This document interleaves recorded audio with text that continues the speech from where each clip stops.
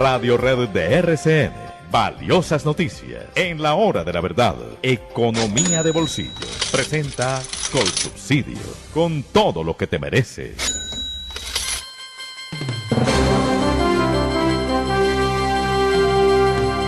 Doctor Álvaro Cámara, muy buenos días. Buenos días, doctor Fernando.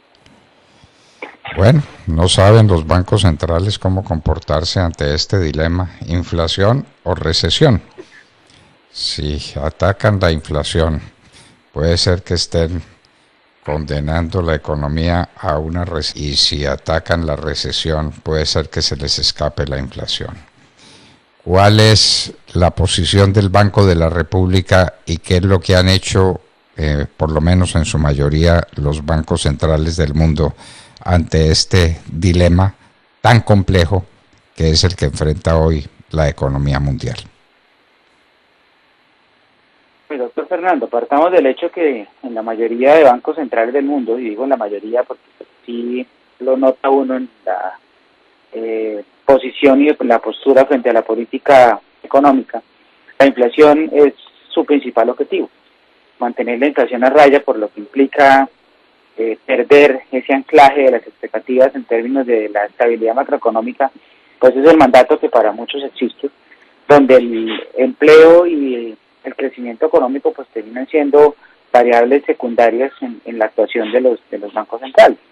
En ese orden de ideas y ante el fenómeno de inflación que arrancó siendo en apariencia un problema de oferta, inicialmente por la ruptura en las cadenas de suministro que no permitía que la mercancía llegara a tiempo a quien la necesitaba para ponerla en venta y atender necesidades, posteriormente con el tema de Rusia y Ucrania que complicó todo el tema energético en Europa y que lo sigue complicando de manera importante, sobre todo cuando estamos a puertas pues de que ya cambie el verano y empiecen épocas de frío, habrá energía para calentarse, y con todo el tema de los alimentos y sobre todo los insumos para los sectores agrícolas pues que encarecieron notablemente los sistemas, se terminó volviendo un problema de demanda, doctor Fernando, y ahí es donde los bancos centrales han actuado. ¿Cuál ha sido la posición de todos? Incrementar la tasa de interés agresivamente y con mucha contundencia, porque tal vez desde la época de los 80 no teníamos un brote de inflación tan sostenido a nivel global. Hemos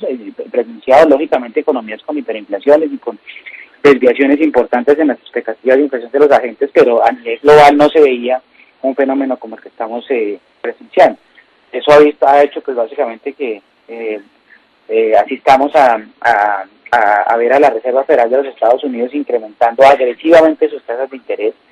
Lo mismo haya pasado en el Banco Central Europeo, que después de 11 años tal vez de estabilidad incrementó notablemente su tasa de interés y anunció que la va a seguir aumentando a la medida pues que la inflación no ceda. No ha sido la excepción en Colombia, donde hemos asistido a 2 incrementos consecutivos de 150 puntos básicos que ya tienen la tasa de interés del Banco de la República en el 9%. Y es que lo grave, doctor Fernando, es que temas que aparentemente no eran del resorte de los bancos centrales y que estaban derivados de incrementos de precios por la oferta, se han vuelto un problema de desanclaje de las expectativas de inflación de los agentes.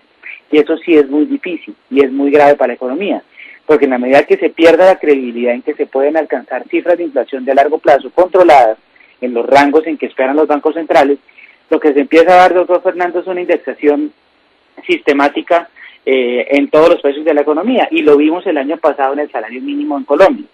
Si bien fue un acto político y económico muy cuestionado, que tal vez desde la política económica o la economía política pues muy aplaudido, pero tal vez desde la racionalidad económica no tanto, porque los salarios subieron el 10% y el sustento pues estuvo más que todo en devolverle supuestamente la capacidad adquisitiva a los hogares más pobres, y eso no es cierto, doctor Fernando. En este momento estamos asistiendo a que la inflación de ingresos bajos o la gente menos favorecida está alrededor del 11%, y pues probable que cierren el 12% el año 2020. En ese escenario, a lo que asistimos es que el 10% no sirvió para nada porque la gente no puede comprar las mismas manzanas, los mismos huevos y la misma cantidad de carne. Entonces, ese es un fenómeno que naturalmente toca sopesar hacia adelante cuando se pierde el anclaje de las expectativas de inflación de los agentes. Y lo mismo pasa en todas las cadenas productivas, doctor Fernando. Hemos tenido que subir los precios. Para la industria para la cual trabajo hemos subido precios cerca de un 25%. Afortunadamente no hemos tenido una reacción en contra de la demanda que sigue sólida, tal vez porque hay un reducto del nicho en el cual nos comportamos que es capaz de comprar todavía a ciertos precios, pero lo que es muy grave y que va a tener que seguir haciendo los bancos centrales es subir la tasa de interés, porque las expectativas de inflación toca aplacarlas. Si no, esto se va a volver muy difícil y va a tener unas implicaciones muy notables en materia económica a nivel agregado. ¿Cuál va a ser la consecuencia? Que las economías se van a desacelerar. Tal vez en Colombia no vamos a asistir a un fenómeno de contracción trimestral económico, si pues todo lo que viene con el nuevo gobierno, los planteamientos no se salen de cierta razonabilidad. Es posible que Colombia tenga una desaceleración a crecer al 2,5-3% en el año 2023, luego de estar creciendo cerca del 7% en el 2022, que es un número muy importante, tal vez de los más altos en Latinoamérica. Y en Estados Unidos, pues ya lo estamos viendo, ya tenemos 2 trimestres consecutivos de crecimiento negativo, lo cual pues para muchos ya es signo de que la recesión ha llegado, si bien oficialmente no la han decretado, pero de alguna manera sí ya se ve una desaceleración muy marcada. La pregunta es de cuánto tiempo va a ser la desaceleración y qué tanto más los bancos centrales van a lograr el objetivo de volver a inflar las expectativas de inflación. Entonces, confírmenoslo usted, en Colombia no hay síntomas de recesión y se está trabajando contra la inflación muy duramente con tasas de interés muy altas por parte del Banco de la República, 9%. Yo creo que el Banco de la República no tenía esa tasa de interés hace mucho tiempo, doctor Cámaro. Hace mucho rato, doctor Fernández, y si usted mira las cifras de cuando el Banco Central empezó a ajustar la política monetaria, su tasa de interés, aparentemente queriendo estimular el ahorro y desincentivando el consumo o el crédito, no ha pasado. Las cifras a mayo muestran que la cartera sigue creciendo al 16%, con la cartera de consumo disparada, y todavía las tasas de ahorro están inferiores pues al crecimiento de la cartera. Eso muestra que el objetivo de enfriar la economía vía tasa de interés todavía no se siente. Y eso es posible porque puede haber todavía un cúmulo de ahorro que viene de la época de pandemia, donde la gente se acomodó, puede haber cambios en las preferencias de consumo de muchos hogares que todavía ven algunas condiciones económicas positivas.